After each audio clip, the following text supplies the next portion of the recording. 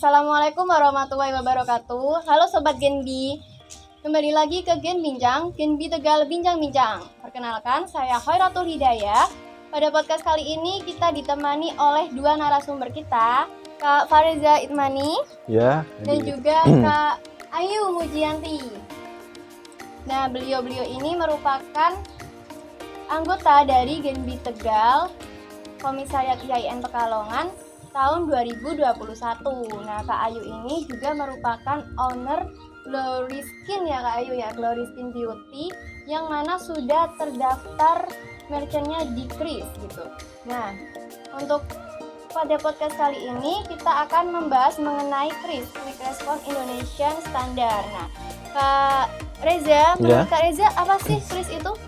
Kris atau Quick Response Kode Indonesia Standar itu merupakan upaya standarisasi atau terobosan baru yang dilakukan oleh Bank Indonesia kepada seluruh perusahaan maupun seluruh usaha yang dimiliki oleh masyarakat dengan memanfaatkan financial teknologi. Jadi di zaman sekarang ini, zaman di mana teknologi itu kan berkembang sangat pesat. Jadi Bank Indonesia juga tidak mau ketinggalan akan andil dalam perkembangan teknologi tersebut, yang mana Bank Indonesia sekarang juga mengeluarkan aplikasi sistem pembayaran digital berupa Kris gitu. Oke, berarti Kris ini tuh juga merupakan upaya dari BI atau Bank Indonesia dalam mendigitalisasi mendigitalisasi sistem pembayaran, begitu ya Mbak Ayu? Oke, Kris ini tuh pasti punya manfaat ya Kak Reza. Menurut Kak Reza apa sih manfaat dari Kris ini? Untuk manfaat yang bisa kita rasakan ketika kita join ke dalam Kris itu banyak sekali Kak. Yang pertama itu karena Kris itu universal, yang mana Kris ini hanya dengan satu aplikasi itu bisa mengakses berbagai PJSP atau penyelenggara sistem jasa pembayaran seperti OVO, Dana, Shopee, GoPay, dan lain sebagainya.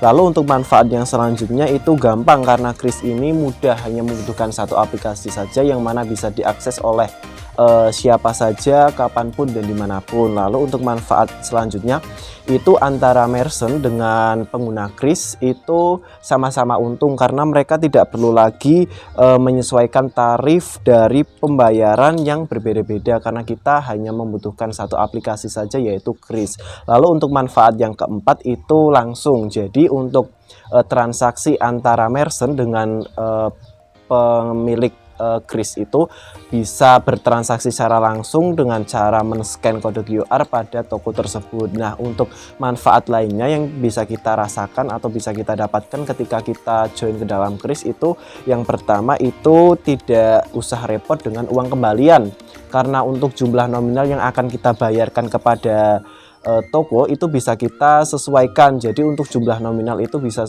kita sesuaikan, jadi tidak perlu lagi ada yang namanya kembalian.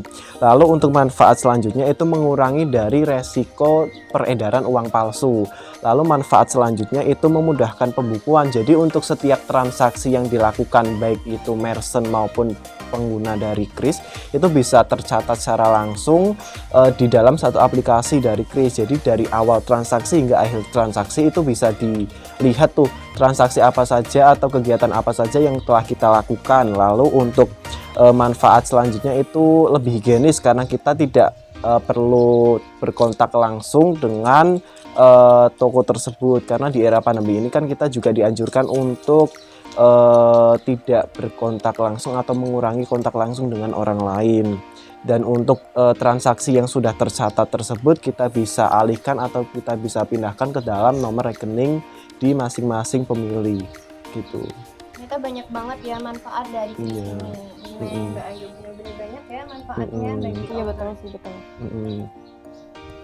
Kak Reza, penggunaan Kris sendiri itu kan punya manfaat untuk memperlancar ya sistem pembayaran dan juga mempermudah juga. Nah, tapi dari pengusaha kecil itu biasanya itu takut nih untuk daftar Kris karena kan alasannya mungkin keamanan datanya. Nah, itu gimana nih menurut Kak Reza mengenai hal itu?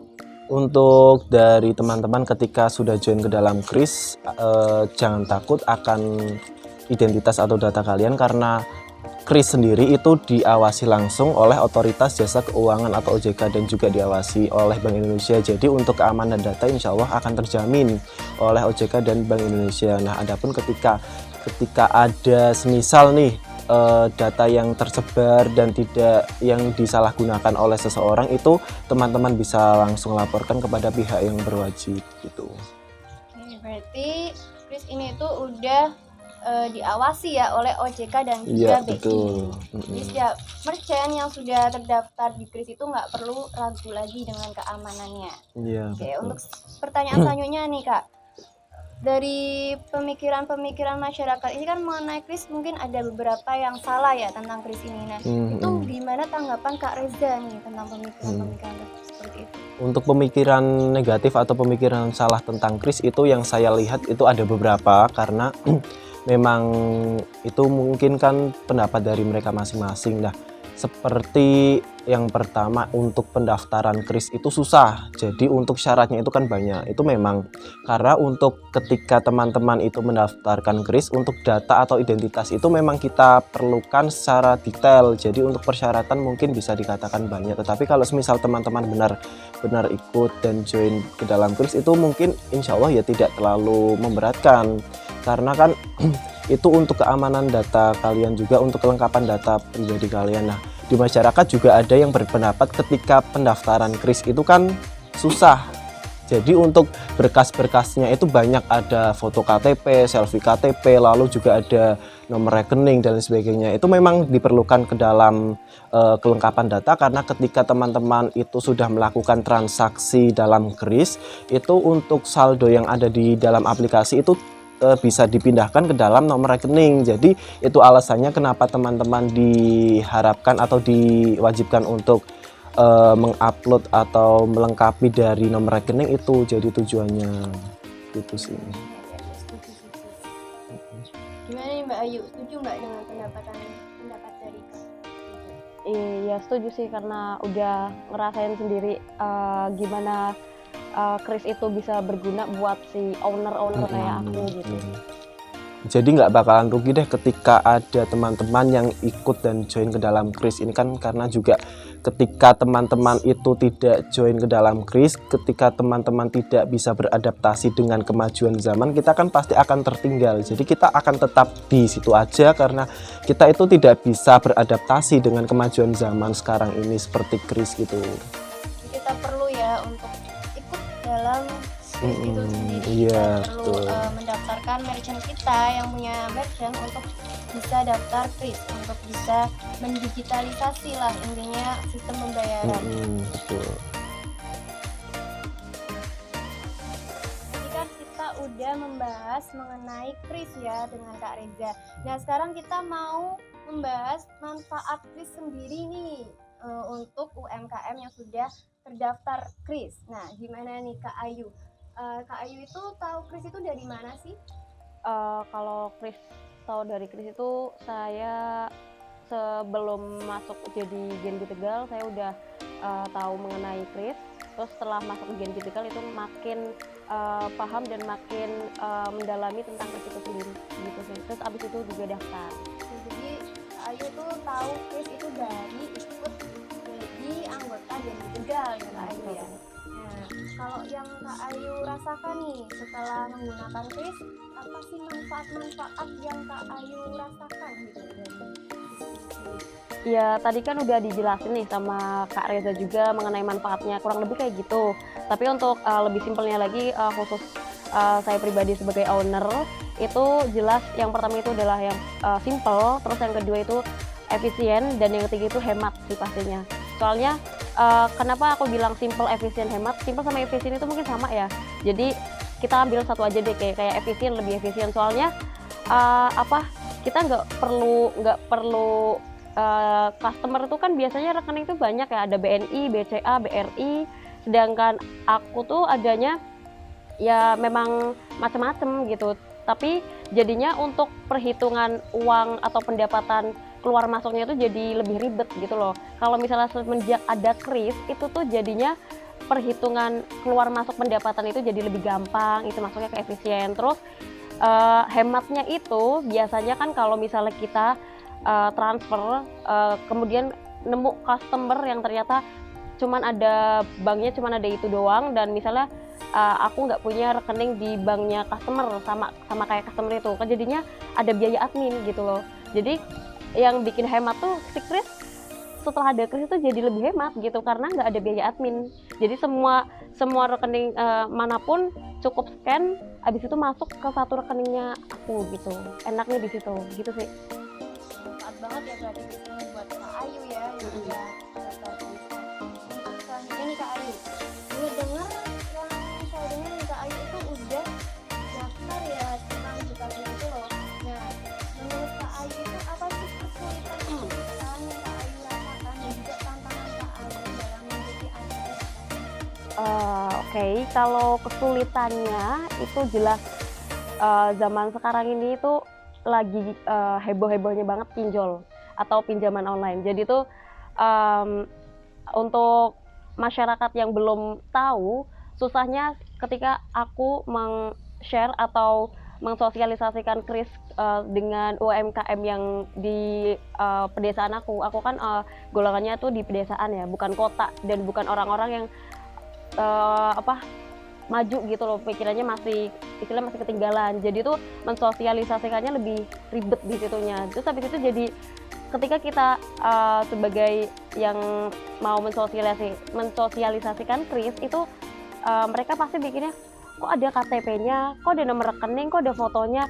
KTP kan ini perlu gitu. Loh nanti kamu nipu ya.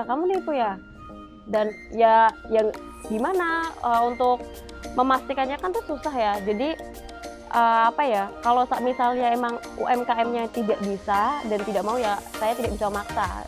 Setidaknya saya berarti menggencarnya itu ya UMKM yang ownernya itu yang muda-muda gitu. Setidaknya kalau yang sekiranya udah cukup umur yang memang susah gitu ya mungkin ke nomor sekian, nggak bisa dipaksa-paksa gitu sih, supaya lebih meyakinkan lagi biar loh saya bukan penipu gitu. Kalau misalnya kita memaksa tuh kan, loh kamu maksa nipu kamu gitu, jadinya ya udah gitu aja sih. Mungkin sulitnya di situ karena lagi banyak hebohnya si pinjol gitu sih. Tadi itu juga kita udah menyinggung ya soal tentang ketakutan dari masyarakat mengenai keamanan data dari Kris ini bersama Kak Reza. Oke. Teman-teman, tadi kan kita udah membahas nih seluk-beluk Kris dari Kak Reza, dan juga kita udah membahas manfaat-manfaat Kris yang diperoleh dari merchant, yaitu Kak Ayu, merchantnya yaitu owner Beauty Glory Skin Beauty. Nah, sekarang kita langsung aja nih pesan dari Kak Ayu ataupun Kak Reza nih mengenai merchant yang belum terdaftar Kris. Di luaran sana kan mungkin ada UMKM yang belum mendaftarkan merchantnya untuk ikut terdaftar di Kris ini. Menurut Kak Reza dulu nih apa pesannya? Untuk teman-teman yang ada di sana, pokoknya tetap semangat dan jadilah pemuda yang bisa bermanfaat untuk sesama. Dan kita juga di zaman sekarang ini jangan sampai menjadi pemuda yang ketinggalan zaman atau tidak update dari perkembangan zaman itu. Kita harus bisa menyesuaikan antara kita sendiri sebagai pemuda dengan kemajuan teknologi itu. Oke, keren sekali. Oke, untuk Kak Ayu nih, apa nih pesan buat UMKM di sana? Untuk dari aku sih kurang lebih kayak Kak Reza yang disampaikan. Jadi untuk UMKM yang di sana yang belum coba, yang belum penasaran, ayo mulai sekarang kita penasaran, kita mulai coba untuk pakai Kris, dan kita mulai coba untuk jadi setidaknya hal-hal kecil itu, aksi-aksi kecil itu bisa merubah negara kita setidaknya lebih maju, lebih terdepan mengenai pembayaran digital, begitu sih. Oke, terima kasih buat teman-teman yang udah melihat podcast kita dari awal hingga akhir. Saya Hoiratul Hidayah sebagai host podcast kali ini pamit undur diri dan sampai jumpa untuk podcast berikutnya. Assalamualaikum warahmatullahi wabarakatuh.